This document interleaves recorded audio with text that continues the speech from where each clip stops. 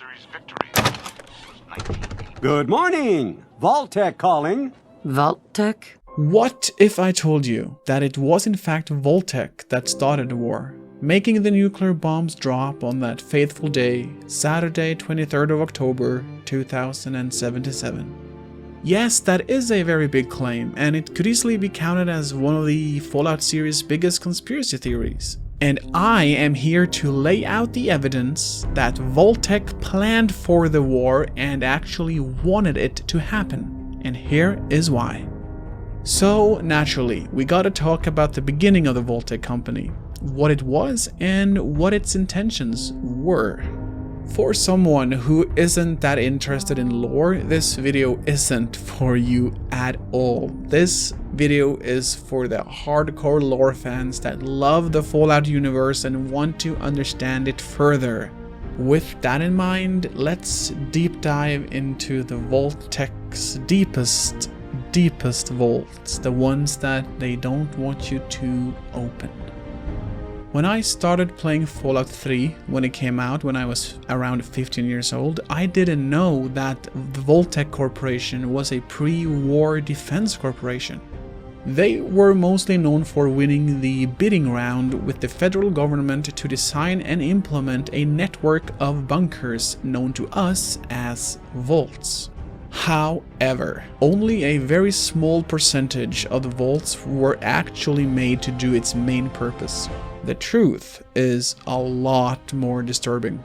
Its main purpose was to give the people of the United States an option to buy their way into a fallout shelter in case of nuclear war. But this wasn't Vault-Tec's real agenda. It was only the lies that the Vault-Tec company told the government to get them to fund their actual plans. Because you see, the vaults were really a cover-up for Vault-Tec to do experiments on humans, having each vault be a different scenario for Vault-Tec to study humans and human behavior in different scenarios. Pretty messed up, but it gets way worse than this. This is only the beginning of it. For example, the vault that Lucy, the main character in the new Fallout TV show, was born and raised in, Vault 33, was built to study humans under the influence of AI and how humans would react over time having AI to run most of their lives.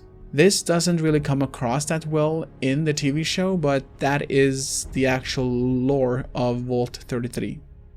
Before Vault-Tec branded themselves as Vault-Tec, they were called America's Nuclear Defense Corporation, and they existed as early as 2031, when it acquired and rebranded Morgantown's local college as Vault-Tec University.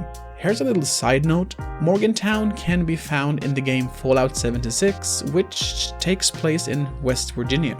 In this university, Vault-Tec soon got the very best students to graduate as Vault-Tec's top executives and scientists. And in 2050, the Euro-Middle Eastern War broke out, alongside a new kind of plague, which led to the collapse of the United Nations. And as you would think, this resulted in a huge scare across the population of the United States, and this is when Vault-Tec started to blossom. Coincidence? I think not. The early plans for the vaults started already in 2054 with the nickname Project Safe House, a very fitting name for housing that would later seem to not really be that safe. The safe houses was meant as a national defense measure intended to create shelters that would protect the population in the event of a nuclear war. After Vault-Tec's first demonstration vault was built near their headquarters in Los Angeles at the time, Vault-Tec won the bidding war for the construction of the shelters. And with their huge success, they built their new headquarters in Washington, D.C. The government financed Vault-Tec's project to build the vaults, but only commissioned 122 of them nationwide, meaning that less than 0.1% of the population would be saved in the event of an actual nuclear war. As an example, Vault 13's budget was $400 billion, and by the end of its construction, the total costs reached $645 billion, making it well over 150% of the initial planned costs. Take that, math teacher, telling me that playing video games wouldn't lead to anything. I can in fact do math. Total lack of oversight of budget and planning led to consistent mismanagement, corruption, and embezzlement within the company. But yet, for all of these problems, Vault-Tec was able to create a number of cutting-edge technologies that's not really documented anywhere in the lore, and developed shelters that legitimately protected the inhabitants. And by 2063, most of the vaults were completed. And not before the last vault was done, Vault-Tec started advertising their shelters in a newly annexed Canada. And in the months to come, Vault-Tec started their partnership with Robco Industries. And this partnership is actually huge for Vault-Tec and for Fallout lore, because Robco Industries, they provided personal information processors for the Vault Dwellers. I'm gonna stop talking in code here. I'm talking, of course, about the very famous Pip-Boy, which is the personalized computer every Vault Dweller has around their arm. But regardless of the nuclear war threatening the world, Vault-Tec had their own plans for the vaults. The company decided to use them as test environments to create technologies that could be used to redefine society.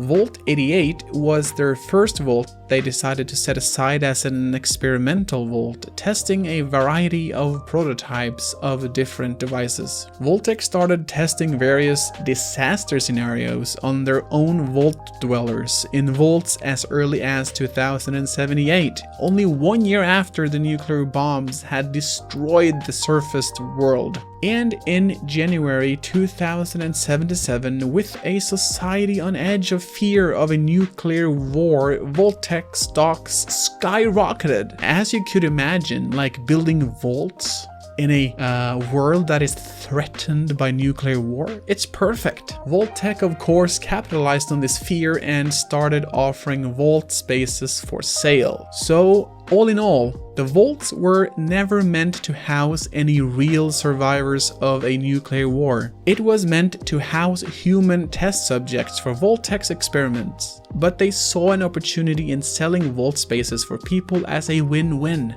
They would get more money for selling vault spaces to people that were really afraid of a nuclear war, and they would get free test subjects into their vaults. It's the perfect win-win. And it's really messed up that only 17 vaults of the total amount were so-called control vaults, where people would live normally and actually be taken care of, so that Vault-Tec could compare what normal human behavior would be with the other 105 other vaults being experiment vaults. I want to add something. That in the Fallout TV show, which is canon to the Fallout universe, Vault-Tec's executive Barb Howard had actually plans to drop the first bomb in order to secure its future as the only company remaining on Earth. It isn't confirmed that the company followed through on this plan, but this just proves the malevolent plan that the Vault-Tec had all along, and seriously what they are capable of. And for those of you who has played Fallout 3, which is my favorite Fallout game ever, if you visit Megaton, the city with the huge atom bomb in the middle of it, if you inspect it closely, you can see Vault-Tec's logo on it, stating and proving to us that Vault-Tec had indeed acquired atom bombs themselves. And this just proves that Vault-Tec was ready to drop the bomb on their own country just to secure their place in a new world. Because they knew that the atomic war would happen. It was just a matter of when. But they wanted to secure their own place by speeding things up a little bit. Thank you for watching, and if you like this video, be sure to subscribe and like this video. It really helps me out, as I am trying to reach the 4,000 watch hour mark YouTube has to get a channel monetized. And in the last 2 weeks, we have had a surge in subscribers on this channel. I don't know what has happened, but 2 weeks ago, I had 380 subscribers. And 2 weeks later, today, I have over 5,000. What is happening? So what's remaining now for my channel to get monetized is the 4,000 watch hour mark, which can be a little tough, but I'm already over halfway. I'm at 2,100 out of 4,000. Thank you for watching, happy gaming, and as always, I see you in the next one.